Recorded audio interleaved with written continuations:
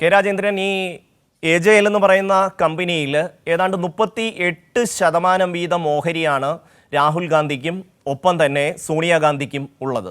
അങ്ങനെ വരുമ്പോൾ ഏതാണ്ട് 75%-ലധികം ഓഹരി ഈ രണ്ടു പേർക്ക് കൂടി വരികയാണ്. ബഹുഭൂരിപക്ഷം ഏതാണ്ട് 80%-ഓളം അടുത്തുള്ള ഓഹരി ഈ രണ്ടു പേർക്ക് മാത്രമായി വരികയാണ്.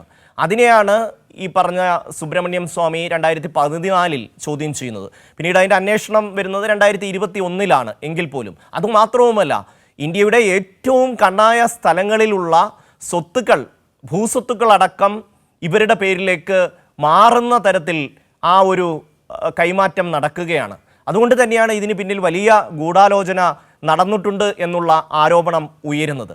വളരെ സ്വാർത്ഥമായ ചിന്തയോടുകൂടി തങ്ങളുടെ പേരിലേക്കെല്ലാം മാറണം എന്നുള്ള ഉദ്ദേശത്തോടു കൂടി ഒരു നീക്കം നടത്തുകയും അതിൻ്റെ അടിസ്ഥാനത്തിൽ ഈ പറയുന്ന കോൺഗ്രസിൻ്റെ ഏറ്റവും പ്രധാനപ്പെട്ട ഒരു പത്രത്തിൻ്റെ സ്ഥലവും അതിൻ്റെ മറ്റ് സ്ഥാവര ജംഗമ വസ്തുക്കളും എല്ലാം ഈ രണ്ട് വ്യക്തികളിലേക്ക് കേന്ദ്രീകരിക്കുകയാണ്. ഈ കമ്പനിയുടെ 76% ഓഹരി സോണിയാഗാന്ധിയുടെയും രാഹുൽ ഗാന്ധിയുടെയും കൈപ്പിടിയിലാവും. മാത്രമല്ല, ഇതിൻ്റെ മൊത്തം ഈ നാഷണൽ ഹെറാൾഡ് പത്രത്തിൻ്റെ ആസ്തി, അതിന് ഒരു കാലത്തൊരു വലിയ പത്രമായിരുന്നു. അതിന് രാജ്യത്ത് ഒരുപാട് സ്ഥലത്ത് അവർക്ക് ഭൂമിയുണ്ട്, നല്ല കണ്ണായ സ്ഥലത്ത് വിലപിടിപ്പേറിയ ഭൂമിയുണ്ട്. എല്ലാം കൂടി ചുരുങ്ങിയതൊരു 2000 കോടി രൂപയുടെ ഈ ആസ്തി ഈ നാഷണൽ ഹെറാൾഡിനുണ്ട്.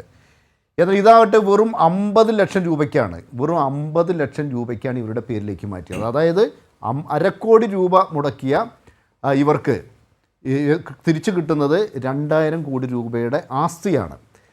അപ്പോൾ ഇതിൻ്റെ ഉടമസ്ഥർ എന്ന് പറഞ്ഞാൽ സോണിയാഗാന്ധിയും പിന്നെ രാഹുൽ ഗാന്ധിയും എന്ന് പറഞ്ഞാൽ അവരുടെ ആ സ്ഥാനമല്ല. ഇപ്പോൾ രാഹുൽ ഗാന്ധി ഓപ്പോസിഷൻ ലീഡർ എന്നല്ല എഴുതിയിരിക്കുന്നത്, മറിച്ച് ഇത് ഇവരുടെ രണ്ടുപേരുടെയും വ്യക്തിപരമായ സ്വത്ത് എന്ന രീതിയിലാണ് രേഖപ്പെടുത്തിയിരിക്കുന്നത്.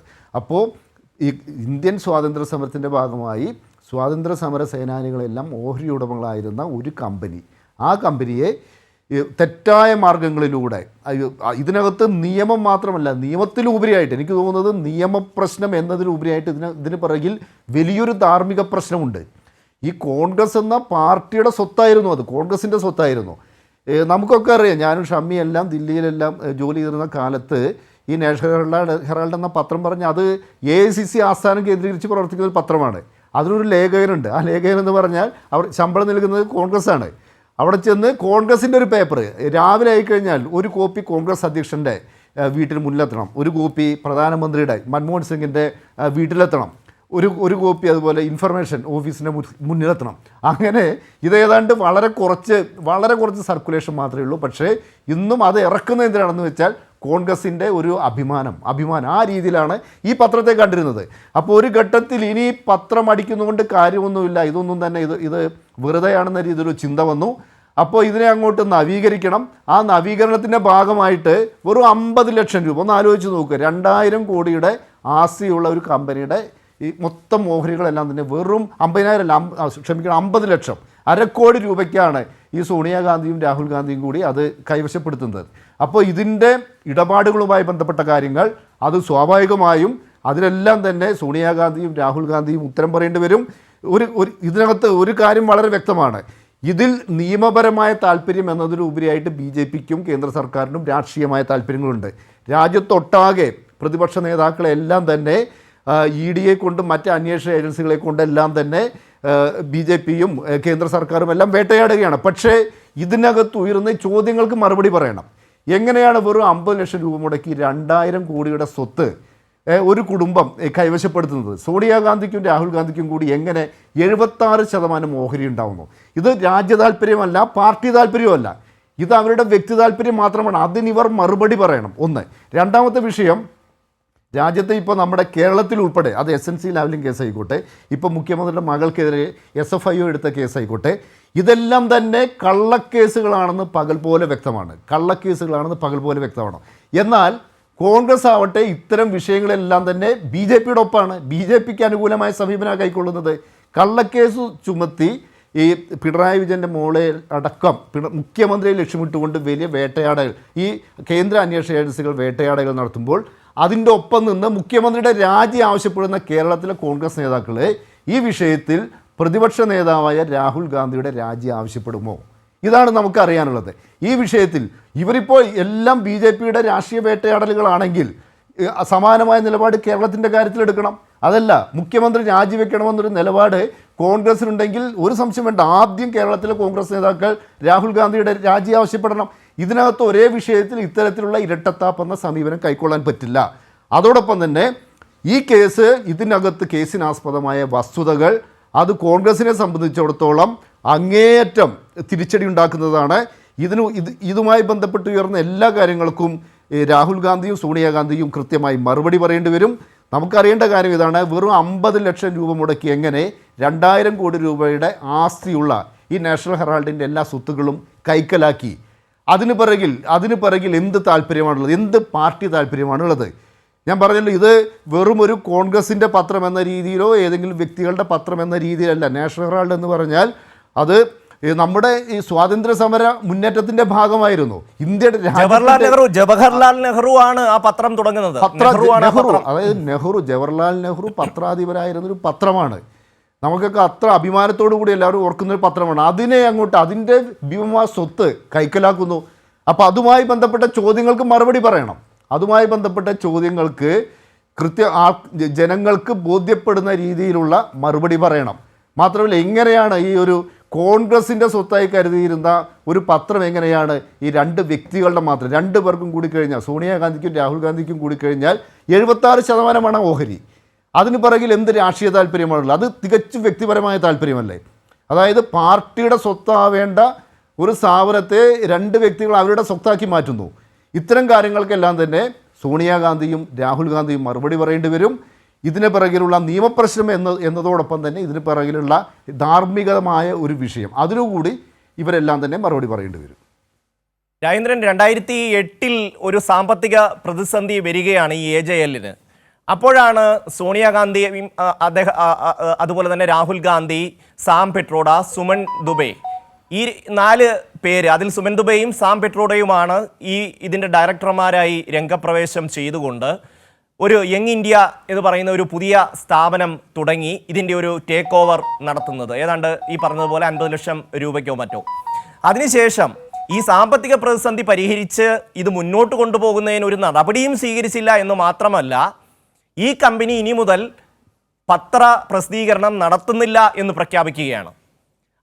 റിയൽ എസ്റ്റേറ്റ് മേഖലയിൽ തങ്ങൾ ശ്രദ്ധ കേന്ദ്രീകരിക്കാൻ പോവുകയാണ് എന്ന് പറഞ്ഞുകൊണ്ട് 2010 ആവുമ്പോഴേക്കും ഇവർ എന്താണോ നാഷണൽ ഹെറാൾഡ് എന്ന പത്രത്തിൻ്റെ ഉദ്ദേശ ലക്ഷ്യം എന്തായിരുന്നോ, അല്ലെങ്കിൽ AJL എന്ന് പറയുന്ന കമ്പനിയുടെ ഉദ്ദേശ ലക്ഷ്യം എന്തായിരുന്നോ, അതിൽ നിന്നാകെ മാറിക്കൊണ്ട് മറ്റൊരു മേഖലയിലേക്ക്, റിയൽ എസ്റ്റേറ്റ് പൈസ ഉണ്ടാക്കുക എന്ന ലക്ഷ്യത്തോടു കൂടി ഇവർ ഇതിലേക്ക് ഇടപെടുകയാണ്. അതിനുശേഷം പിന്നീട് അവർ പറയുന്നുണ്ട്, ഞങ്ങൾ സാമൂഹിക ക്ഷേമ രംഗത്തൊക്കെ പ്രവർത്തിക്കും, മറ്റ് കാരുണ്യ പ്രവർത്തികൾ നടത്തും എന്നൊക്കെ പറഞ്ഞിരുന്നു. പക്ഷേ ഒരു പ്രവർത്തനവും ഈ പറയുന്ന കാലയളവിൽ സോണിയാഗാന്ധിയോ രാഹുൽ ഗാന്ധിയോ നേതൃത്വം നൽകുന്ന ഈ യങ് ഇന്ത്യ ലിമിറ്റഡ് എന്ന് പറയുന്ന സ്ഥാപനം നടത്തിയിട്ടില്ല. അതിൽ നിന്ന് തന്നെ ഒരു കാര്യം വ്യക്തമാണ്, ഇത്രയും കോടിയുടെ, ഏതാണ്ട് 2000 കോടി രൂപയുടെ ഈ പറയുന്ന മുംബൈയിലും ഡൽഹിയിലും ഒക്കെ ഉള്ള വസ്തുക്കൾ ഏറ്റവും കണ്ണായ സ്ഥലങ്ങളിൽ, ഈ പറയുന്ന 2000 കോടി എന്ന് പോലും പറയാൻ പറ്റില്ല, മോഹവില പറയുന്ന സ്ഥലങ്ങളിലുള്ള ഈ ഭൂസ്വത്തുക്കൾ ഏറ്റെടുത്തുകൊണ്ട് തങ്ങളുടെ സ്വകാര്യ സമ്പാദ്യത്തിലേക്ക് ഇവ ചേർത്ത് നിർത്തുകയാണ് രാഹുൽ ഗാന്ധിയും സോണിയാഗാന്ധിയും.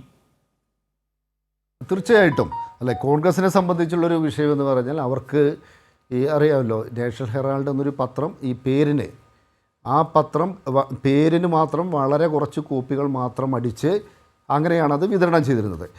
അപ്പോൾ അതിനെ റിവാമ്പ് ചെയ്ത് വലിയ ഒരു പത്രമാക്കി മാറ്റണം എന്ന രീതിയിലുള്ള ചർച്ചകളെല്ലാം അത് ഈ മൻമോഹൻ സിംഗ്, എനിക്ക് തോന്നുന്നു 2ാം മൻമോഹൻ സിംഗ് സർക്കാരിൻ്റെ ആ കാലത്തെല്ലാം അത് വളരെ സജീവമായ രീതിയിൽ രംഗത്ത് വന്നിരുന്നു.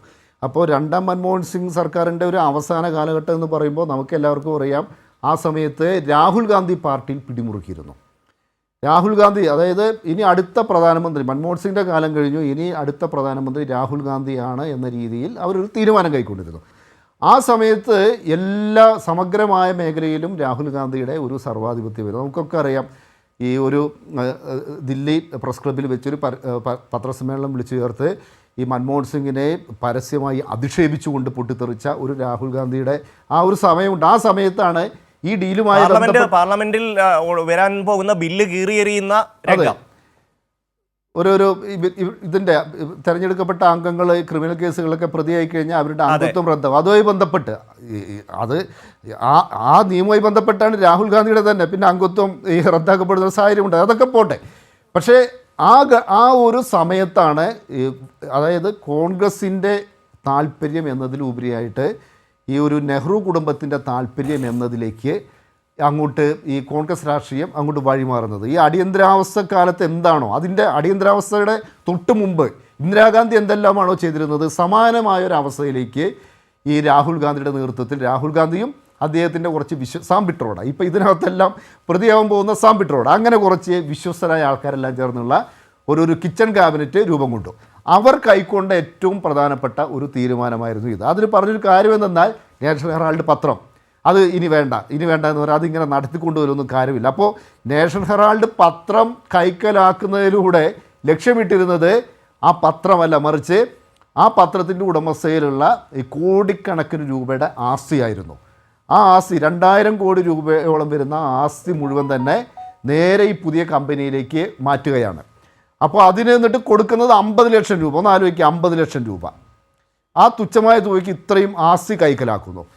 എന്നിട്ട് ഇതാണ് ഈ ഒരു ഡീല് നടന്ന ഘട്ടത്തിലാണ് ഇതിൻ്റെയൊക്കെ ഓഹരി ഉടമകളായിരുന്ന ആൾക്ക് ഇതിൻ്റെ എല്ലാം യഥാർത്ഥ ഓഹരി ഉടമകൾ ഇതെല്ലാം തുടങ്ങിയിരുന്ന ആൾക്കാരെന്ന് പറഞ്ഞാൽ ഈ സ്വാതന്ത്ര്യ സമര സേനാനികളായിരുന്നു അവർ ഈ 1930കളിലും 40കളിലൊക്കെ വളരെ കഷ്ടപ്പെട്ട് ദീർഘകാലം ഈ ബ്രിട്ടീഷ് പോലീസിൻ്റെയും പട്ടാളത്തിൻ്റെയും എല്ലാം ക്രൂരമായ മർദ്ദനങ്ങൾ ഏറ്റുവാങ്ങി ജയിലിൽ കിടന്നിരുന്ന പല ആൾക്കാരുമാണ് ഇതിൻ്റെ എല്ലാം ഓഹരി ഉടമകൾ. അതിലെ മഹാഭൂരിഭാഗം പേരും ഈ ജവഹർലാൽ നെഹ്റുവിനെ പോലൊന്നുള്ള പശ്ചാത്തല സാമ്പത്തിക ശേഷിയുള്ള ആൾക്കാരായിരുന്നില്ല. വളരെ കഷ്ടപ്പെട്ട് ഏറ്റവും താഴെത്തട്ടിലുള്ള ഒരുപാട് ആൾക്കാർ അന്ന് തുച്ഛമായ തുകയുടെ ഇന്ന് നമുക്ക് തുച്ഛമായ തുക എന്ന് തോന്നും. അന്നെല്ലാം തന്നെ അവരവരുടെ ഭൂമി വിറ്റിട്ടെല്ലാം ഇതിനകത്ത് ഓഹരി എടുത്ത ആൾക്കാരുണ്ട്. കാരണം അന്ന് അത് സ്വാതന്ത്ര്യ സമരത്തിൻ്റെ ഭാഗമായിരുന്നു. അവരാണ് ഇതിനെതിരെ ആദ്യം രംഗത്ത് വന്നത്. നമ്മൾ മനസ്സിലാക്കേണ്ടത് ഈ കേസും ഈ നാഷണൽ ഹെറാൾഡ് കേസും EDയും കേന്ദ്രത്തിലെ മറ്റ് ഏജൻസികളും എല്ലാം തന്നെ എടുക്കുന്ന മറ്റ് കേസുകളും തമ്മിലുള്ള മൗലികമായൊരു വ്യത്യാസം എന്തെന്നാൽ ഈ കേസിനകത്ത് ആദ്യം ഈ പരാതിയുമായി രംഗത്ത് വരുന്നത് സ്വാതന്ത്ര്യ സമര സേനാനികളായിട്ടുള്ള ആൾക്കാരാണ്. അവരാണ് ഞങ്ങൾ വഞ്ചിക്കപ്പെട്ടു. അവർ പറയുന്നത് ഞങ്ങൾ ഈ കോൺഗ്രസ് പാർട്ടിക്കും രാജ്യത്തിനും വേണ്ടി രാജ്യത്തിൻ്റെ സ്വാതന്ത്ര്യ സമരത്തിന് വേണ്ടി ഉള്ള പോരാട്ടത്തിൻ്റെ ഭാഗമായി നല്ലൊരു പത്രം തുടങ്ങണം, അതിനു വേണ്ടിയാണ് ഞങ്ങൾ ഇതിൻ്റെയൊക്കെ ഓഹരികൾ എടുത്തത്. ഇപ്പോൾ ഇത് വളരെ തന്ത്രപരമായിട്ട് ആ പത്രത്തിൻ്റെ എല്ലാ സ്വത്ത് മുഴുവൻ തന്നെ ഒരു കുടുംബം കൈക്കലാക്കുന്നു. 38% ഓഹരി. അന്ന് തീർച്ചയായിട്ടും 2004 അധികാരത്തിലെത്തിയ മൻമോഹൻ സിംഗ് സർക്കാരിൻ്റെ ആ ഒരു കാലഘട്ടത്തിലാണ് ഈ തീരുമാനങ്ങളെല്ലാം എടുക്കുന്നത് എന്നുകൂടിയുണ്ടല്ലോ. അതെ, അതിന് എല്ലാ നിയമപരമായ കാര്യങ്ങൾ ഇതിൻ്റെ വിഷയം അന്ന് ഇതിനകത്ത് ഈ കൂടുതൽ പണം ഇപ്പോൾ ഇങ്ങനെ ഈ സ്വത്ത് മുഴുവൻ കൈക്കലാക്കി കഴിഞ്ഞാൽ അതുമായി ബന്ധപ്പെട്ട് കൂടുതൽ വലിയ വ്യത്യസ്ത സംരംഭങ്ങൾ തുടങ്ങാം. കാരണം അത് ഈ 76% ഓഹരി എന്ന് പറഞ്ഞാൽ ഇത് ഇവരുടെ കുടുംബ പ്രോപ്പർട്ടിയായി. ഇതിനകത്ത് എത്ര നിക്ഷേപം വേണമെങ്കിൽ സ്വീകരിക്കാൻ ആ കാലത്ത് ഒരു ബുദ്ധിമുട്ടുമില്ല. ഈ വാദ്രയുടെ എല്ലാം നമ്മൾ കണ്ടതാണ് DLF ഇടപാട്. ഈ ഒരു റിയൽ എസ്റ്റേറ്റ് മേഖലയിലേക്ക് ഈ യങ് ഇന്ത്യ ലിമിറ്റഡ് മാറുന്നു എന്ന് അവർ പ്രഖ്യാപിച്ചിട്ടുണ്ട്. രാജേന്ദ്രൻ, യങ് ഇന്ത്യ ലിമിറ്റഡ് എന്ന് പറയുമ്പോൾ അതിൻ്റെ പിന്നിൽ നടന്ന പ്രധാനപ്പെട്ട കാര്യം എന്തെന്നാൽ ഈ റോബർട്ട് വാദ്ര ഏറ്റവും കൂടുതൽ ഭൂമി ഇടപാടുകൾ നടത്തിയിരുന്നത് രണ്ടാം മൻമോഹൻ സിംഗ് സർക്കാരിൻ്റെ കാലത്താണ്.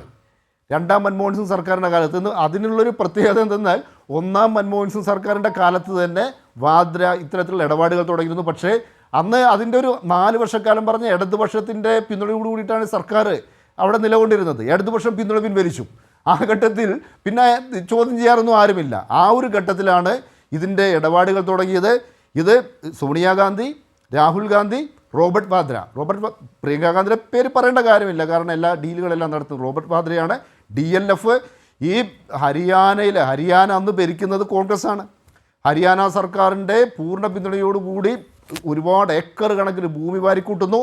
ഇതെല്ലാം ചേർത്തുകൊണ്ടുള്ള വലിയൊരു നിക്ഷേപ പദ്ധതികൾ രാജേന്ദ്രനിലേക്ക് മടങ്ങിയെത്താം.